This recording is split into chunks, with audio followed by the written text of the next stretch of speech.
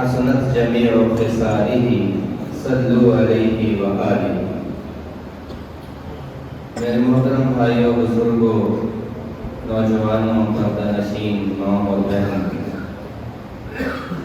گزشتہ جمعہ پر موضوع تھا نبی کریم صلی اللہ علیہ وسلم کی ولادت باسعادت۔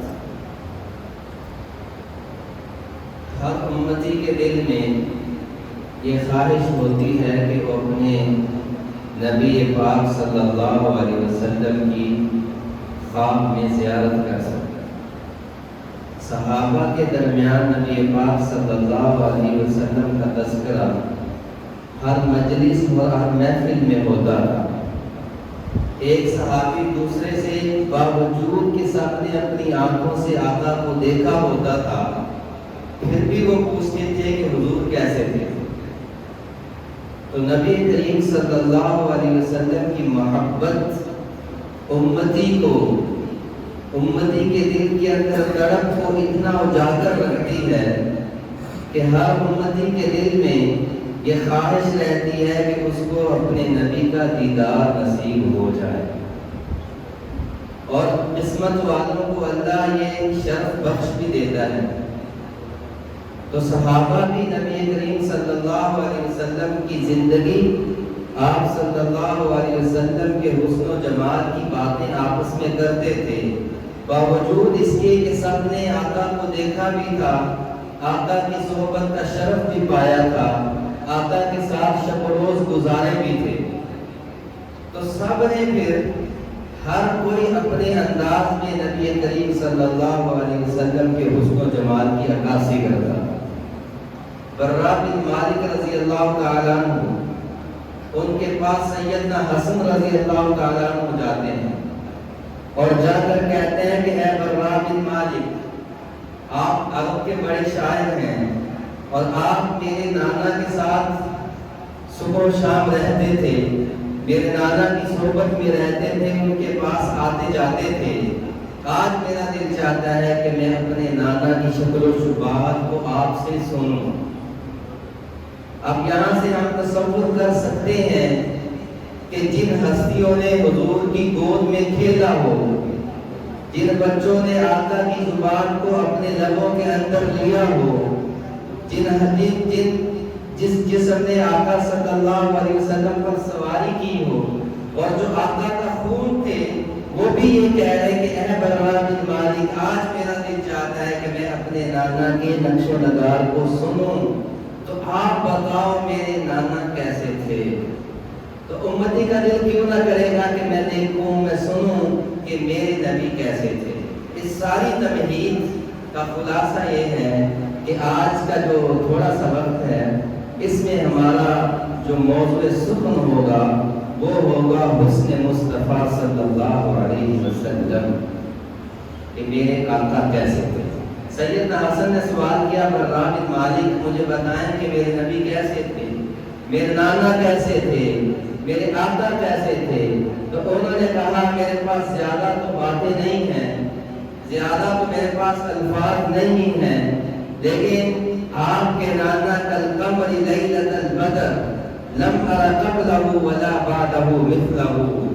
اے بچے، تمہارے نانا کی تعریف و توصیف تو میں بیان نہیں کر سکتا، لیکن اتنا ضرور کہوں گا کہ تمہارے نانا یوں محسوس ہوتے تھے جیسے 14ویں رات کا چاند سیاہ آسمان پہ چمکتا ہے اور دنیا کو اپنی روشنی سے روشن کرتا ہے۔ جب تمہارے نانا کے چہرے کو دیکھتے تھے تو آقا کا چہرہ یوں لگتا تھا۔ عرب کے بڑے بڑے شاعر، یہ بات بہت غور سے سننے والی ہے، یقیناً آپ نے نہیں سنی ہوگی، میں نے عربی لٹریچر پڑھا ہے تو یہ تخیل میرا اپنا ہے۔ عرب کے شعراء نے نبی پاک صلی اللہ علیہ وسلم کو چاند کے ساتھ تشبیہ دی اور 14ویں رات کے چاند کے ساتھ تشبیہ دی۔ حضرت علی کرم اللہ وجہ الکریم نے بھی جب آقا کے حسن و جمال کو بیان کیا تو حضرت علی نے بھی خلاصہ یہ نکالا تھا، کالقمر لیلۃ البدر لم ار قبلہ ولا بعدہ۔ ساری باتیں، سارے اوصاف، ساری خوبیاں، سارا حسن و جمال، ساری عکاسیاں، ساری تشبیہات دینے کے بعد مولا علی بھی یہ کہتے ہیں کہ کہ میرے نبی کا حسن و جمال یوں تھا جیسے 14ویں رات کا چاند گھٹا ٹوٹ اندھیرے میں چمکتا ہے اور اپنی چاند کی کرنوں سے وہ روشنیاں بکھیرتا ہے۔ عرب شاعروں نے نبی کریم صلی اللہ علیہ وسلم کو چاند کے ساتھ تشبیہ کیوں دی؟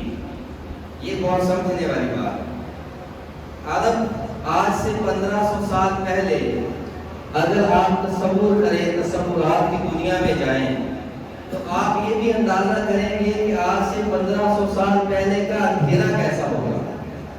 میں یہ کہتا ہوں کہ ہم نے جب سے ٹیکنالوجی بڑھی، ہم نے حقیقی معنوں میں اندھیرا دیکھا ہی نہیں، اندھیرا دیکھا ہی نہیں، کہ ہم جہاں تک بھی نگاہ دوڑائیں گے ہمیں کہیں نہ کہیں روشنی جلتی ہوئی نظر آئے گی، اور روشنی کا جلنا اندھیرے کو افیکٹ کرتا ہے، اندھیرے کو کم کرتا ہے۔ لہذا ہم اندھیرے کا وہ جو تصور آج سے 1500 سال پہلے تھا وہ نہیں ہم محسوس کر سکتے۔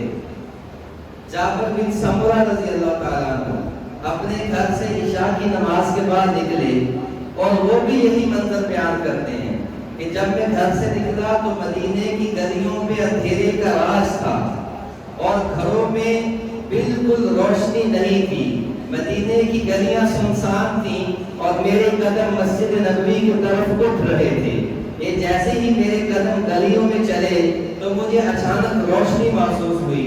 میں یہ دیکھتا ہوں کہ روشنی کہاں سے آتی ہے، پھر میری نگاہ آسمان کی طرف اٹھتی ہے، اور آسمان میں میں دیکھتا ہوں کہ 14ویں کا چاند اپنی روشنی سے مدینے کے اندھیرے کو ختم کر رہا ہے، بھگا رہا ہے۔ یعنی مدینے کی گلیوں میں جو روشنی ہے وہ نہ بجلی کی ہے، نہ کسی چراغ کی ہے، نہ آگ کے جلنے کی ہے، وہ آسمان پہ چاند چمک رہا ہے، اس وجہ سے مدینے کی گلیوں میں روشنی ہے۔ اب جب بالکل اندھیرا ہو اور 100 میل تک آپ کو روشنی نظر نہ آئے تو اس اندھیرے کا راز بھی بڑا گہرا ہوتا ہے۔ برا بن مالک کہتے ہیں کہ جب میں نکلا مجھے مدینے کی گلیوں میں چاند کی روشنی بہت خوشنما محسوس ہو رہی تھی، مجھے بڑا منظر دل کو بھا رہا تھا، بڑا منظر خوبصورت لگ رہا تھا۔ یہی قدم اٹھتے اٹھتے اٹھتے میں مسجد کی طرف جا رہا ہوں، اور میں مسجد نبوی کے صحن کے پاس پہنچ جاتا ہوں، اور اچانک میں دیکھتا ہوں کہ چند صحابہ بیٹھے ہیں، اور میرے نبی بھی مسجد نبوی کے صحن میں بیٹھے ہوئے۔ یہ بہت مشہور روایت ہے۔ برا بن مالک رضی اللہ تعالیٰ عنہ فرماتے ہیں کہ اب جب میرے ذہن میں وہ پچھلا تخیل تھا آسمان کے چاند کا، کہ میں گھر سے نکلا تو اندھیرا تھا اور چاند کی روشنی، چاند کی خوبصورتی اندھیرے کو بھگا رہی تھی، اب میرے ذہن میں وہ چاند کی خوبصورتی کا نقشہ جمع ہوا تھا۔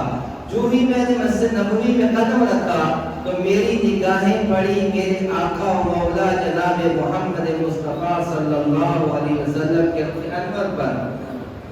اب جب میری نگاہ آقا کے چہرے پر پڑی تو پھر وہ جو پچھلا خوبصورتی کا تخیل تھا وہ سارے کا سارا تخیل دم توڑ جاتا ہے۔ اب وہ کہتے ہیں کہ میں ایک نگاہ چاند کو دیکھتا ہوں اور ایک نگاہ اپنے آقا کو دیکھتا ہوں، پھر کہتے ہیں پھر میں چاند کو دیکھتا ہوں، پھر اپنے آقا کو دیکھتا ہوں، تیسری بار پھر میں نے چاند کو دیکھا اور میں نے آقا کو دیکھا، فَهُوَ أَحْسَنُ عِنْدِي مِنَ الْقَمَرِ۔ میں اس نتیجے پر پہنچا کہ میرے آقا صلی اللہ علیہ وسلم کا حسن و جمال چاند سے کہیں زیادہ خوبصورت تھا۔ اس لیے عرب شعراء آقا کریم صلی اللہ علیہ وسلم کو چاند کے ساتھ تشبیہ دیتے ہیں، اور مولانا قاسم النانوتوی رحمۃ اللہ علیہ نے میرے آقا کے حسن و جمال کو اور آپ کے سراپا کو اور آپ کے نقش و نگار کی روشنی کو اپنے اشعار میں کچھ یوں قلم بند کیا کہ سب سے پہلے مشیت کے انوار سے نقش روح محمد بنایا گیا، پھر اسی نقش سے مانگ کر روشنی بزم کون و مکان کو سجایا گیا۔ وہ محمد بھی، احمد بھی، حامد بھی، محمود بھی، حسن مطلق کا شاہد بھی، مشہود بھی، علم و حکمت میں وہ غیر محدود بھی، ظاہراً امیوں میں اٹھایا گیا۔